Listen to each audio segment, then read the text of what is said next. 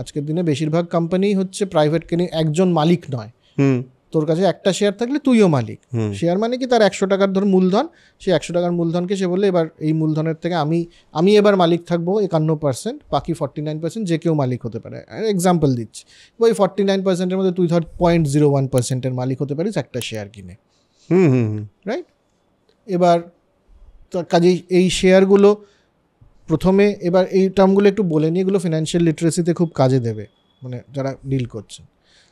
শেয়ারের দুটো পার্ট, একটা হচ্ছে আইপিও, যখন প্রথম একটা কোম্পানি ছাড়ে মার্কেটে যে এবার আমার ধরা যাক 10% শেয়ার আমি পাবলিকের সাথে দেব, সেটাকে বলে আইপিও বা ইনিশিয়াল পাবলিক অফারিং। একটা শেয়ারের দাম জেনারেলি 10 টাকা, কিন্তু এবার সেটা যত টাকায় সে কিনতে চাইবে। ধর মনে হলো যে এই কোম্পানিটা বিরাট উন্নতি করবে ভবিষ্যতে, তো এর শেয়ার আমি কিনে নিই, তখন লোকে বলবে না 10 টাকার শেয়ারটা আমি 12 টাকায় কিনবো।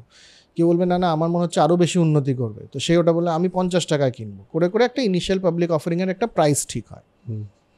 তো এই যে স্টার্ট আপের ক্ষেত্রে ভ্যালুয়েশনের গল্প, তো ওরা যখন আইপিওতে যায় তখন এটাই ভ্যালুয়েশন, যে মার্চেন্ট ব্যাংকার বলে এক জাতীয় দল থাকে, তারা ঠিক করে দেয় যে আপনার 10 টাকার শেয়ারটা কত টাকায় লিস্টিং হতে হবে, আইপিও কত টাকা, কেউ বললো 500 টাকা, কেউ বলছে এইভাবে ব্যাপারটা। আরেকটা হচ্ছে আইপিও হয়ে গেলে এবার এই শেয়ারটা তোর কাছে হয়তো একটা এক্স কোম্পানির শেয়ার আছে, তুই আমাকে বেচতে পারিস, আমি আরেকজনকে বেচতে পারি, তো এটা ট্রান্সফারেবল। সেটা হচ্ছে শেয়ার মার্কেটের কাজ। মানে এটা হলো ধর আমি আজকে একটা কোম্পানি, সে ধর ব্যবসা করবে বলে নেমেছে, বেশ, আমার বন্ধুর কোম্পানি, আমার মনে হলো বন্ধুকে যে ভাই তোর কোম্পানি বহুত উন্নতি করবে, তুই একটা কাজ কর, তুই অনেক টাকা কামাবি, তুই এই নিয়ে 50,000 টাকা আমার তরফ থেকে রাখ, তুই যা কামাবি তার মধ্যে আমাকে এইখান থেকে সেই ডিভিডেন্ডটা এর মধ্যে থেকে দিয়ে দিস। হ্যাঁ, ব্যাপারটা তো তাই, একেবারেই তাই প্রাথমিকভাবে। যে সে বললো যে আমার কোম্পানির ধর 1 লাখ টাকা মূলধন লাগবে শুরু করতে ব্যবসাটা, তুই বললি 50,000 টাকাতে, তাহলে 50%-এর মালিক আমি একদম। তো এবার বেশ কিছুদিন গেল, দেখা গেল কোম্পানি বেশ ফুলে ফেপে উঠছে, প্রফিট হচ্ছে। এবার বলে এবার কোম্পানির ভ্যালুয়েশন, মানে এই যে 1 লাখ টাকা শুরু করেছিলাম, এখন এই কোম্পানিটা যদি রিপ্লেস করতে আরেকজনকে বিক্রি করি আমি, তাহলে সে কত টাকা দিয়ে কিনবে? তাহলে আমি 1 কোটি টাকায় বিক্রি করব। তার মানে প্রথমে ওই 1 লাখ টাকার ভ্যালুটা বেড়ে 1 কোটি হয়ে গেছে, মানে মালিকানা 100% ট্রান্সফার করতে হবে, তাহলে ওই 1 লাখ টাকাটা 1 কোটি টাকা হয়ে গেছে। তার মানে তোর যে শেয়ারটা ছিল 50,000-এর, সেটা 50 লাখ হয়ে গেছে। তুই এবার বললি এর থেকে আমি হাফ শেয়ার আমি মার্কেটে ছেড়ে দেবো। তুই আলাদা করে বলতে পারবি না, যদি কোম্পানি বলে যে আমি 25% ছেড়ে দেবো, তো 25%-এর আসলে মূল্য ছিল হচ্ছে 25,000 টাকা, এখন সেটা 25 লাখ টাকা, তার মানে 100 গুণ বেড়েছে।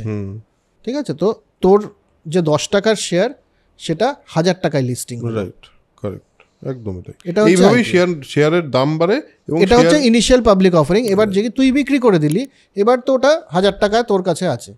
তুই যদি মালিক যখন ডিসাইড করবে ডিভিডেন্ড দিতে, মানে আমার প্রফিটের থেকে একটা পার্ট দিতে, সেটাই 1000 টাকার বেসিসে দেবে, কারেক্ট।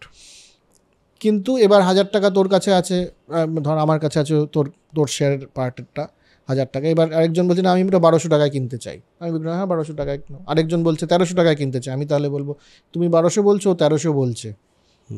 ও বললো না আমি তাহলে কাছাকাছি আছি 1250। ও বললো আমিও এত টাকা মনে হচ্ছে, ও 1250 বলছে, এটা তো ঠিক না, তো আমি বেশি বোধহয় দাম বলে ফেলেছি, আমিও কমালাম। এই করতে একটা জায়গায় আসে যে এই মুহূর্তে এটা 1250 টাকায় বিক্রি হলো, এটা হলো ভ্যালুয়েশন। ভ্যালুয়েশনটা তো শুরুতেই হয়ে গেছে। আর এখন এটা যেটা হচ্ছে, এটা শেয়ার মার্কেটে প্রতিদিন যে জিনিসটা হয়, রাইট, এই মানে বেচা কেনা উপর নিচে, হ্যাঁ একদম ডিমান্ড সাপ্লাইটা এইভাবে চলতে থাকে, যে একজন কত দিয়ে কিনতে চাইছে, একজন কত দিয়ে বিক্রি করতে চাইছে, যখনই ওই প্রাইসটা ম্যাচ করে একটা বিক্রি হয়ে যায়। এই করে ব্যাপারটা বড় হয়। বেশ বেশ, এটা আমাদের শেয়ার মার্কেটের মূল বিষয়। আর মিউচুয়াল ফান্ড, এবার কোন কোম্পানি কত ভালো কত খারাপ সেটা তো সাধারণ মানুষের পক্ষে তো এটা সবসময় জানা সম্ভব নয়, আমি ডিসাইড করতে পারবো না। তো একজন যাকে ফান্ড ম্যানেজার বলবো, মিউচুয়াল ফান্ড কোম্পানি, সে কি করছে আজকের দিনে, সে বলছে দেখো আমি মোটামুটি অনেকগুলো এরকম শেয়ার মিলিয়ে একটা ব্লক বানিয়েছি বা একটা কম্বিনেশন বানিয়েছি, আমি তোমাকে বলছি এই কম্বিনেশনটা কিন্তু ভালো রেজাল্ট দেবে। মানে ওরা ওই বেচা কেনাটা চলতে থাকবে, চলতে চলতে ওটার প্রাইস বাড়বে আরও।